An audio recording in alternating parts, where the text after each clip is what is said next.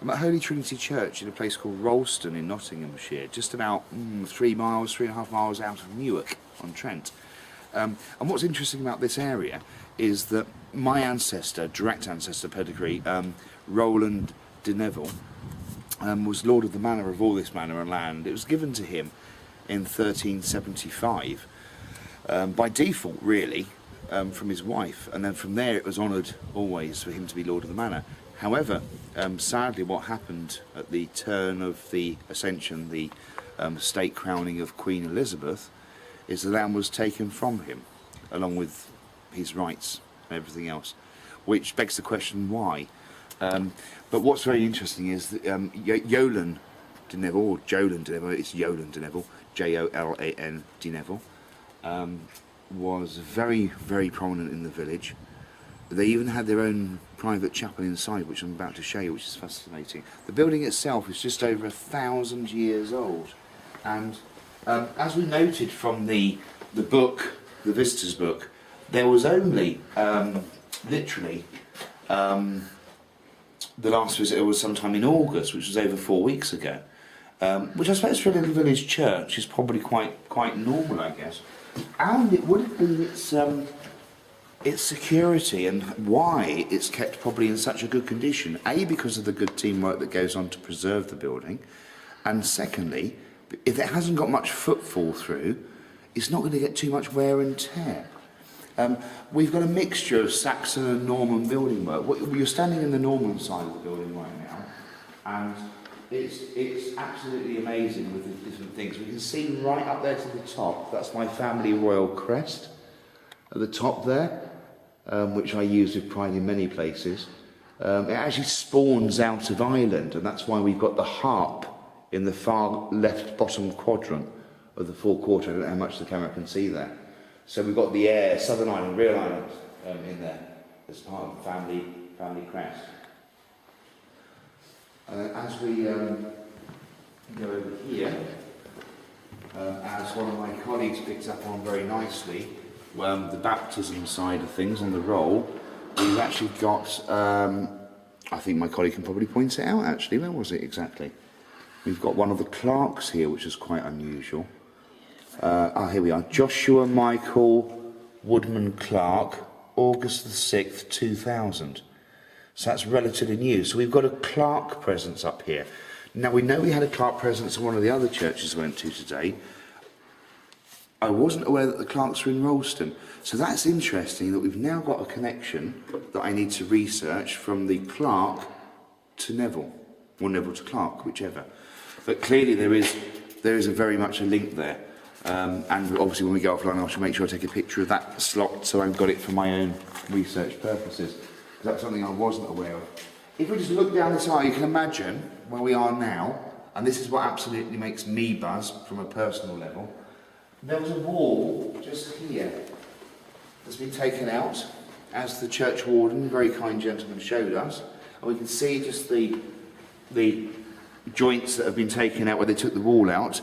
This was the private chapel of my family, which is of no great surprise, because embellished and relished even within the actual walls here are more of my family emblems, which is the Kyrios we can see there, very much Templar thralled.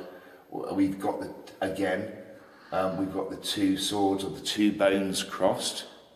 Yeah, and again from the shield we have the two swords crossed in silver with the red behind of blood, the blood and honour.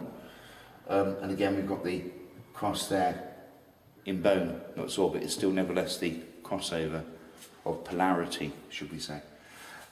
Interesting with this one in particular as well, very nice with its intricate details of almost like it's the rose entwined with the fleur-de-lis for battle. This one's actually a battle shield, which not many people probably were aware of. So you've got the reverence, you've got the shield of battle, which is quite interesting. And then if we come down to the lower part, this is where we see this a lot in areas. I talked about it from the previous church, the inner sanctum of the IHS. Here we have the IHS, it's totally embedded and enshrined as part of the Serpent Priesthood, which is again, very interesting. Very basic altar here, in recognition, I guess. That's why it's there, because this was the private chapel. That wouldn't have been one at that in times gone. There certainly wouldn't have been brass on the altar, but nevertheless it's a nice little token. What I'm intrigued with this part here, they've uncovered part of the brickwork from the past.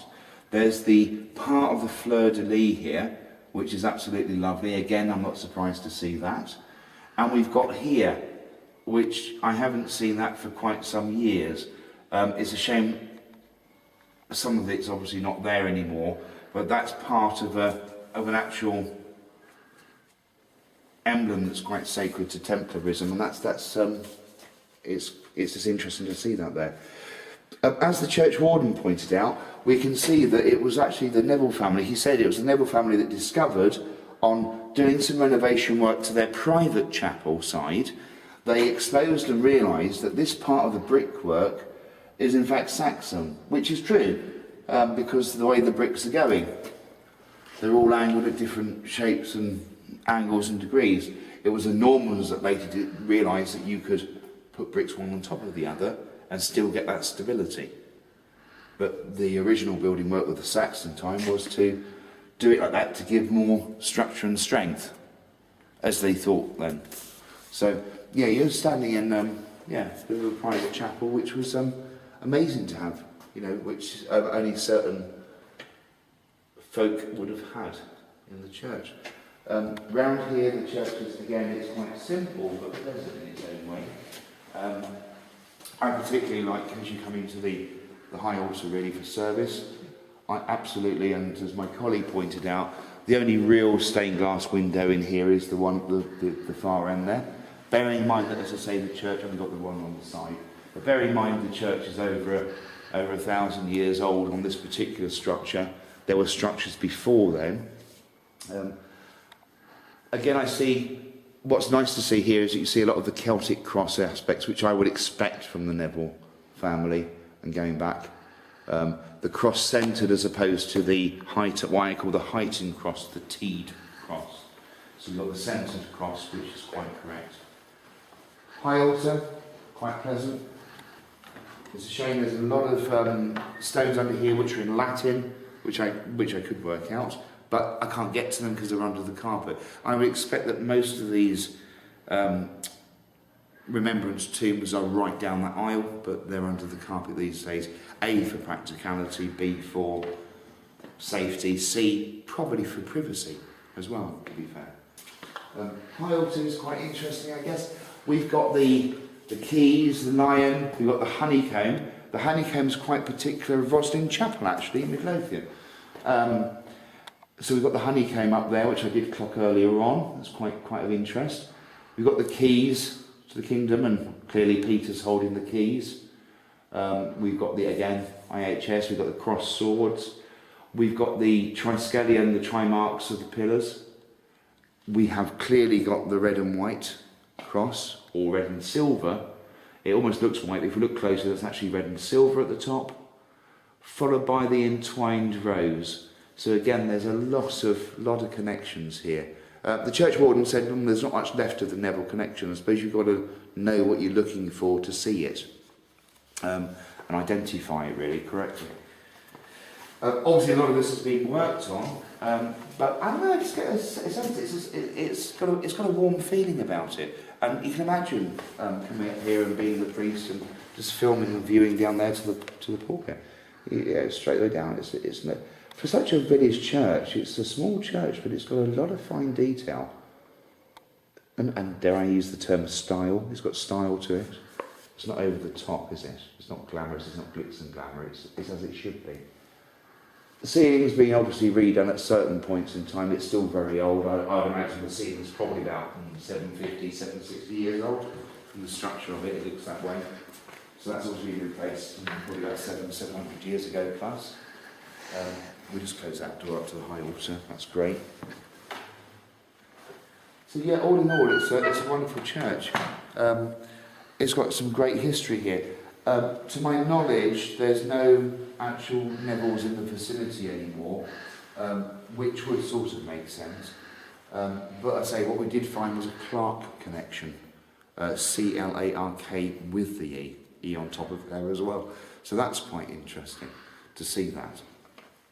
I quite like the fact that the Jesus up the top there, as I've pointed out so many times before, his right hand is doing this. So he's using the sign, which is absolutely brilliant. And that's depicted in there. We've got the guardians, and we've got the alleged crucifixion of the Jesus. And we've got Mary Magdalene, obviously, in the red cloak onto the left-hand side. On the green-hand side, that's interesting, so you've got the green dress guy, which you don't always see. So it's not a lady, that's a chap on the right-hand side. Mary's on the left. In sorrow, you can see how she's holding on to her face and weeping in sorrow for the Jesus, really. Particularly find that interesting. Vibrant colours, it's relatively new in style, I guess. But nevertheless, it's very pleasant. So, Holy Trinity Church in Rollestone. Amazing, really nice place. Nice to see some family history as well.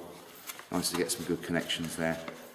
And most importantly, it's amazing to see the battle shield, the key room, and the inner sanctum all in the same window, which I haven't seen before.